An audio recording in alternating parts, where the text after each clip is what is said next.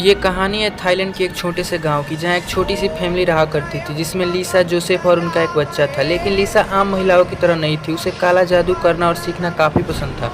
शुरुआत में तो सब कुछ ठीक चल रहा था, लेकिन कुछ समय बाद जोसेफ को शराब की लत लग गई और हर वक्त वो नशे की हालत में घर आया करता था, जिसके कारण उन दोनों में अक्सर लड़ाई झगड़ा हुआ करते थे। लेकिन एक दिन जोसेफ अपने दोस्तों के साथ देर रात तक पार्टी करने के बाद नशे की हालत में घर आया, जहाँ एक बार फिर उन दोनों के बीच झगड़ा शुरू हुआ। लेकिन नशे की हालत में होने के कारण जोसेफ अपने गुस्से पर काबू नहीं कर पाया और उसे चाकू से लीजा पर हमला कर दिया, जिससे लिसा की मौके पर मौत हो गई।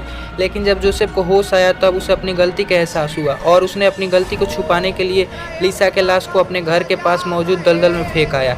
लेकिन उसे इस बात की चिंता थी कि अगले दिन अपने बेटे को क्या जवाब देगा। लेकिन 3 दिन बीत गए पर उसके बेटे ने उसे कोई सवाल नहीं किया और जोसेफ भी 3 दिनों से अपने कंधों के दर्द से परेशान था, इसीलिए वो भी उसे नज़रअंदाज कर दिया, अपना चेकअप करवाने चला गया। इसके बाद जब जोसेफ घर पहुंचा तब भी उसका बेटा बिल्कुल नॉर्मल था, जिससे कारण जोसेफ ने रहा नहीं गया और उसने खुद ही अपने बेटे से पूछा कि क्या तुम्हें मुझसे कुछ बात करनी है। उसके बेटे ने जवाब दिया, हाँ मुझे आपसे बात करनी है। फिर जोसेफ ने पूछा, क्या तुम्हें अपने माँ के बारे में कुछ पूछना है, और फिर उससे हाँ कहा।